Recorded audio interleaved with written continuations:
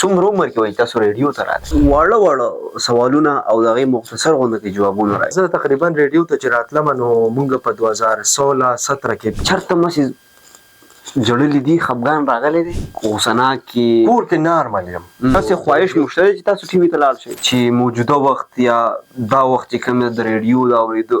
اورېدو نه دی اولني پروګرامونه تاسو سټارټینګ واغستو، کوم قسم پروګرامونه مو کول؟ بسم الله الرحمن الرحیم. السلام علیکم ګرانو کتونکو، تاسو ګورئ نوري ډیجیټل او نوري ډیجیټل کې تاسو څنګه پته ده مختلف قسم خلک مو سره راځي. نن را سره نور حکیم نوري صاحب دی چې تاسو یې د ریډیو په دنیا باندې ډېر ښه پیژنئ او داسې چې کوم دی په سوشل میډیا باندې ډېر ښه پہچان دی د دوی. او که تاسو د دوی کردارونه د ګلقند او داسې د شهباز ګل مم او داسې ډېر چې کوم دی ماماګانو سره تړلي شوي دي هغه مو تاسو اورېدلي وي. نو نور حکیم صاحب عرف ګلقند نن را سره ناست دی او د سره به سمې ډېرې خبرې کوو. ګلقند صاحب ستړی مه شئ. ډېره زیاته مهرباني، ډېر زیات خوشحاله اوسئ چې موږ له دې وخت راکړو دلته رالي. ستاسو هم ډېره مننه کوم چې راغلئ او موږ له مو وخت راکړو. دا راته ووایئ چې خپل نوم او د کوم ځای اوسېدونکی؟ صفا خبره لکه ټیک انټرویو ورکړو نو ما یې ګپ لګي. خپل نوم درته وښیم. زما خپل نوم نور حکیم دی. نوري زما د سوي ورته صحافتي یعنی مطلب د براډکاسټینګ د دې نوم دی او ګلقند چې دی زما مزاحیه نوم دی. مزاحیه صحیح. او تعلق مې د دې پېښور سره دی. پېښورۍ یم. خارۍ دی الله پېښور وخت دی. دا راته ووایه چې تاسو مطلب د ریډیو ته راتګ څومره عمر کې وایي تاسو ریډیو ته راغلئ؟ اوس عمر مې دومره نه خو زه لا وړوکی خو اوس وم خو لږ غټ شوم. زه تقریبا ریډیو ته چې راتلم نو مونږ په 2016-17 کې په یونیورسټۍ کې اډمیشن واغستو. په هغې کې خپل ریډیو په هغه ریډیو کې چې دی مونږ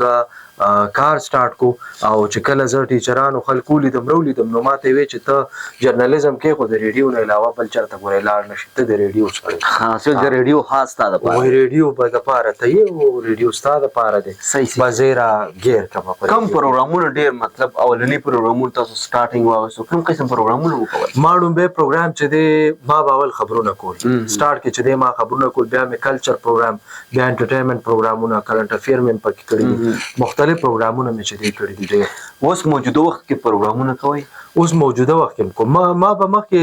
لکه مطلب دا ده چې هغه هر سړی خپل کار لره پیدا دی که نه، نو ما سنجیده پروګرامونه به هم کول، خبرونه به هم کول. خو اکثر چې کومو خلکو ته پته نه وه نو هغوی به څه نه وي چاته چې پته وه نو هغوی به یې ته دي چې ته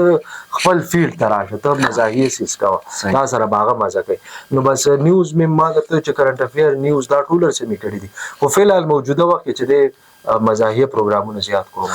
د خوښې پروګرام مو کوم یو دی چې تاسو هغې ته ډېر زیات تیاری کوئ، هغه ډېر په شوق باندې؟ زما خو هر پروګرام لکه مطلب ډېر پروګرامونه دي او ډېر ټول هر پروګرام مې د خوښې دی چې کوم په خپله کوم مې د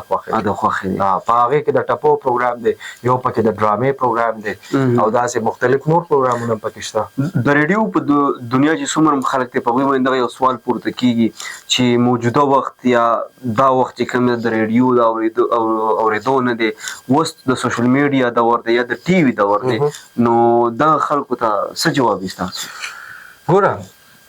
د هر څیز خپل خپل خلک دي او خپل خپل وخت یې خلک وایي که نه. خو ریډیو یو داسې ذریعه ده چې دا ډېره اسانه ذریعه ده. یعنې مطلب اوس نن سبا سوشل میډیا راغلی د اخبار هم لږ سایډ ته شو، ټي وي هم لږ سایډ ته شو، خو سوشل میډیا ده. خو د ریډیو یو ځان له خپل خوند دی، د دې خپل شوقیان او که شوقیان دیم نه، یعنې مطلب ته دا مونږ په خپله کتلي دي چې ته په موبایل یعنې سوشل میډیا تا سره په ټیک ټاک کې وټساپ فیسبوک یوټیوب دا ټول څیزونه دي. په دې کې چې ته کله لګیا یې نو ته به بوش په سر به دې درد شي، په تنګ شي موبایل کې دی. ریډیو یو داسې ذریعه ده چې دا ته لګیا کار هم کې او د هغې نه ښه خبره هم پکې راځي، خندا هم پکې راځي، معلومات هم پکې راځي، سندره هم پکې راځي، نو دا هر څه پکې راځي او تا به ورکوي نه. په ریډیو کې یو مهم څیز دا دی. بل سوشل میډیا کې زیاتره خبرونه د دروغ وي هر خبره چې چا د ځان یو سیز را جوړ کړي ته په د سره اعتماد نشي کولی خو ریډیو ټي وي اخبار دا داسې سیز دی چې دا مستند دی بیا په ریډیو په ټي وي اخبار کې بهترین سیز چې دی دا ریډیو دی ګاډي والا لکه اوس ته په ګاډي کې رواني چې په ګاډي کې رواني تا ځان ته ریډیو لګولې دی ډرایوینګ هم کوه ریډیو اورا ته چې دی په پټي کې لګي کار کې ریډیو دی لګولې کار هم کوه او ریډیو مور په کور کې زنانه لګیا د کچن کې کار هم کوي یا چې دی نور کارونه کوي هغه ریډیو لګولې کار هم کوي ټي وي ته مطلب چې تاسو د کار سره چې کوم تاسو ریډیو مخاریدل او خلک چې دا نن سبا دور کې د ریډیو اس اهمیت پاتې نه دی د ریډیو خو اهمیت شته هغه اهمیت دا دی چې لکه مطلب یورپی ملکونو کې هلته کې اوس هم ریډیو شته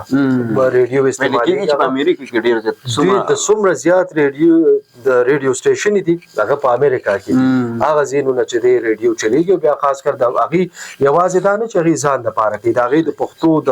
اردو د هندستان هر ملک د پاره دا غي سره نشریات یو روان دي د ریډیو سره ټي وي کې مچرته کار کړی دی یره ټي وي کې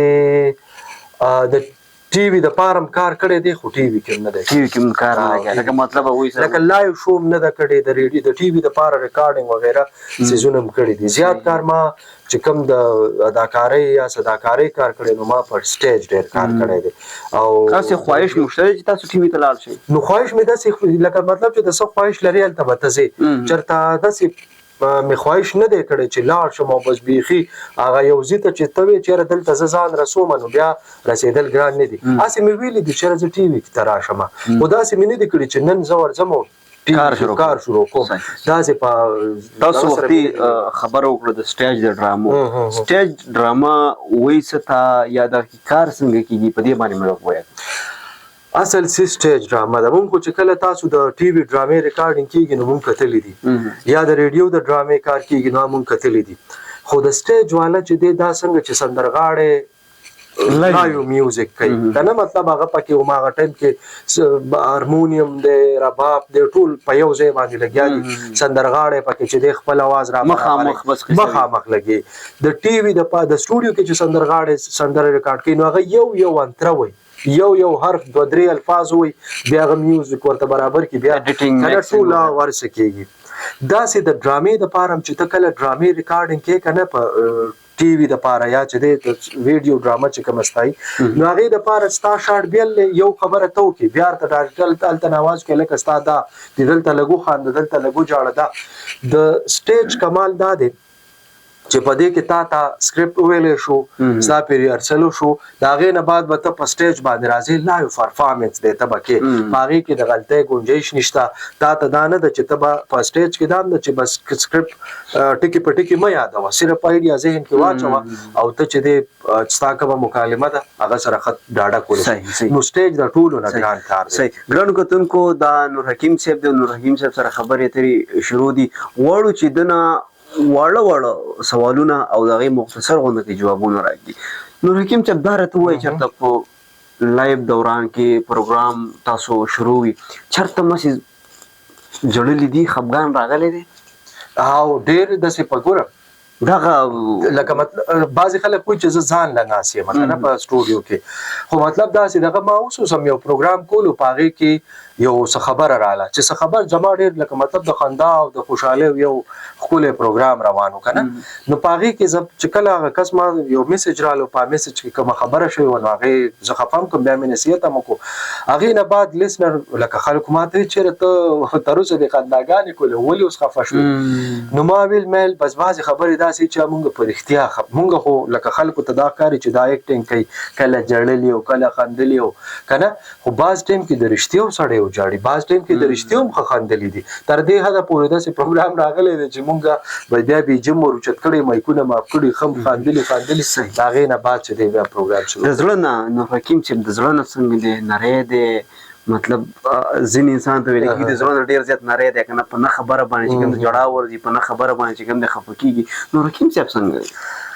اوس دلته کې د ځان صفت راځي کنه او د ځان صفت چې څوک کوي نو موږ غواړو چې دا اوریدونکو ته چې کوم د تاسو د زړه خبره نه زه لکه مطلب په زړه باندې حساس یم ولې چې د خلکو خوشاله سره خوشاليږي او د خلکو خفګان سره چې دی خفقېږي په کور کې روټین څنګه دی اوسنا کې کور کې نارمل یم